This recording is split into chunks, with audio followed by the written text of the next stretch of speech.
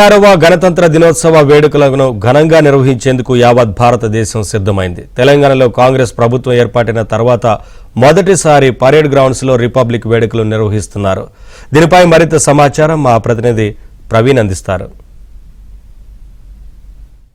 Republic day వేడుకలకు సర్వం సిద్ధమైపోయింది. 75 వసంతాలు రాజ్యాంగం అమల్లోకి వచ్చి పూర్తి అయిపోయి 76వ వసంతంలోకి అడుగుపెట్టిన సందర్భంగా కాంగ్రెస్ ప్రభుత్వం కూడా పెద్ద ఎత్తున ఏర్పాట్లు అయితే చేసింది. ప్రస్తుతం మనం పెరేడ్ గ్రౌండ్స్లో ఉన్నాము. రేపు ఉదయం 9 గంటలకి పూర్తిగా ఇక్కడ గవర్నర్ విష్ణుదేవ్ శర్మ ఇక్కడ ఫ్లాగ్ హోస్టింగ్ చేయనున్నారు. దానికి సంబంధించి అధికారికంగా అన్ని ఏర్పాట్లు అయితే ప్రభుత్వం చేస్తున్నటువంటి పరిస్థితి కనిపిస్తుంది. ఇప్పటికే గత 2-3 రోజుల నుంచి కూడా పెరేడ్ గ్రౌండ్స్లో పూర్తిగా సైనిక కవాత్ అంతా కూడా నిర్వహిస్తున్న పరిస్థితి కనిపిస్తుంది. ఎయిర్ ఫోర్స్కి సంబంధించిన వాళ్ళు కావచ్చు, రాష్ట్ర అగ్నిమాపక శాఖకు సంబంధించి కావచ్చు, ఆర్మీకి సంబంధించిన వాళ్ళు కావచ్చు, పోలీస్కి సంబంధించిన శాఖలు అన్నీ కూడా పూర్తిగా 2 రోజులుగా పూర్తిగా మాక్ డ్రిల్స్ చేసినటువంటి పరిస్థితి కనిపిస్తూ ఉంది. సో ప్రస్తుతం అయితే అన్ని ఏర్పాట్లు అయితే చక్కా జరుగుతున్నటువంటి పరిస్థితి కనిపిస్తూ ఉంది. రేపు ఉదయం ముఖ్యమంత్రి రేవంత్ రెడ్డి 8:45కి ఈ పెరేడ్ గ్రౌండ్స్కి చేరుకొని మొట్టమొదటిగా ఇక్కడ పెరేడ్ గ్రౌండ్స్లో నిర్వహిస్తున్నారు. అంటే కాంగ్రెస్ ప్రభుత్వం వచ్చిన తర్వాత పెరేడ్ గ్రౌండ్స్లో మొట్టమొదటిసారిగా ఈ యొక్క ప్రోగ్రాం నిర్వహిస్తున్నారు. గత సంవత్సరం పూర్తిగా పబ్లిక్ గార్డెన్స్లోనే ఈ ప్రోగ్రాం నిర్వహించారు. అయితే రేపు పెరేడ్ గ్రౌండ్స్లో నిర్వహిస్తున్న భాగంగా ఉదయం ఇక్కడికి అమరవీరుల స్తూపం దగ్గరికి చేరుకొని నివాళులు అర్పించేసేసి పెరేడ్ గ్రౌండ్స్ ఫ్లాగ్ హోస్టింగ్ దగ్గరికి చేరుకొని గవర్నర్కి ప్రభుత్వం తరఫున వెల్కమ్ చెప్తారు. దాదాపుగా ఉదయం 9 గంటల ప్రాంతంలో గౌరవ వందన స్వీకరిస్తూ ప్రభుత్వం తరఫున పూర్తిగా కూడా అటు జాతీయ పతాక ఆవిష్కరణ కూడా గవర్నర్ విష్ణుదేవ్ శర్మ చేయనున్నట్టుగా తెలుస్తోంది. దీనికి సంబంధించి ఇప్పటికే షెడ్యూల్ కూడా పూర్తిగా ఫిక్స్ అయిపోయిన పరిస్థితి కనిపిస్తూ ఉంది. దానికి సంబంధించి గ్యాలరీ ఏర్పాట్లు కావచ్చు, అటు ప్రభుత్వ అధినేతలకు సంబంధించిన ఇన్విటేషన్లు కావచ్చు, అన్నిటికి కూడా ఏర్పాట్లు అయితే చకచకా జరిగిపోయి దానికి సంబంధించి అటు సిటీ కమిషనర్లు కావచ్చు, కలెక్టర్లు కావచ్చు, అన్ని వచ్చి ఇక్కడ ఏర్పాట్లను అయితే పర్యవేక్షిస్తున్న పరిస్థితి కనిపిస్తుంది. ప్రస్తుతం మనం చూస్తున్నటువంటి ఈ యొక్క వివిఐపి గ్యాలరీలోనే అటు సీఎం రేవంత్ రెడ్డి అలాగే గవర్నర్ కూడా ఇక్కడ ఆసీనులు అవుతారు. దీనికి సంబంధించి ఈ యొక్క కవాతు మనం ఎవ్రీ రిపబ్లిక్ డేకి చూసుకుంటూ ఉంటాము. సైనిక కవాతు గౌరవ వందనం కూడా స్వీకరిస్తూ ఉంటారు. ఎన్సీసీకి సంబంధించిన స్టూడెంట్స్ కావచ్చు, రకరకాల పార్టీలకు సంబంధించినటువంటి విషయాల్లో పూర్తిగా కూడా సైనిక వందనం స్వీకరించేసి పూర్తిగా కూడా ఇక్కడికి వచ్చినటువంటి వివిఐపీలకి గౌరవ వందనం ఇస్తారు. దానికి సంబంధించి ఏర్పాట్లు అయితే మనం చూస్తూ ఉన్నాము. ఈసారి కూడా బెటాలియన్స్ అన్నీ కూడా దాదాపుగా 2-3 రోజులుగా ప్రాక్టీస్ చేస్తున్నటువంటి పరిస్థితి కనిపిస్తుంది. అయితే ఈసారి గతంలో కాంగ్రెస్ ప్రభుత్వం కన్నా ముందు ఉన్నటువంటి ప్రభుత్వం విషయంలో పెరేడ్ గ్రౌండ్స్ విషయంలో దాదాపుగా 2-3 కరోనా తర్వాత పూర్తిగా ఇక్కడ ఈ యొక్క రిపబ్లిక్ డే వేడుకలు చేయలేదు.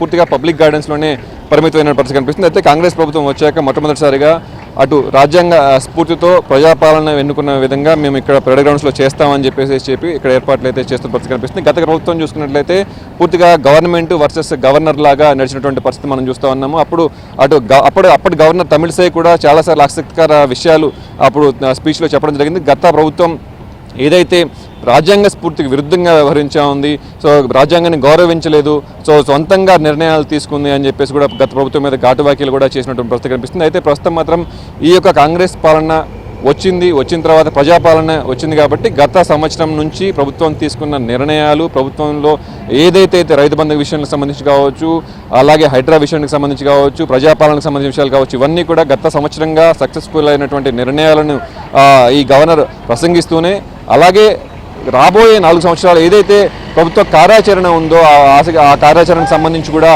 రేపు స్పీచ్లో ఉండే అవకాశం ఉంది. అలాగే 4 సంబంధించినటువంటి పథకాలను కూడా రేపు అనౌన్స్ చేసే పరిస్థితి కనిపిస్తూ ఉంది.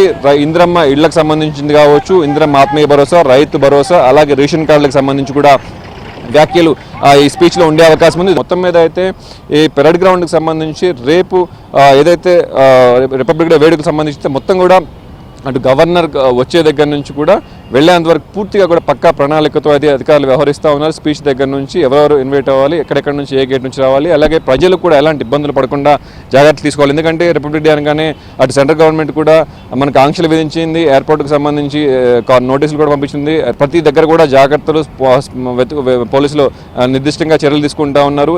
అలాగే ట్రాఫిక్ ఆంక్షలు ఉన్నాయి. సో ఈ ఆంక్షలన్నీ ఉన్న నేపథ్యంలో పెరేడ్ గ్రౌండ్ చుట్టూ కూడా పూర్తిగా పెద్ద ఎత్తున అయితే సెక్యూరిటీ ఇప్పటికే అలర్ట్ అయిపోయింది. అన్ని గేట్ల దగ్గర కూడా సెక్యూరిటీ ఆర్మీ అధికారులు అయితే అధీనంలోకి తీసుకున్నారు. ఒక్కొక్క వెహికల్ని కూడా క్షుణ్ణంగా తనిఖీ చేసి రేపొద్దున పంపించే అవకాశం ఉంటుంది. కాబట్టి ఉదయాన్నే పెద్ద ఎత్తున కూడా ప్రజలు కూడా ఈ యొక్క కవాతును సైనిక వందనాన్ని కూడా చూసేందుకు పెద్ద ఎత్తున వస్తూ ఉంటారు.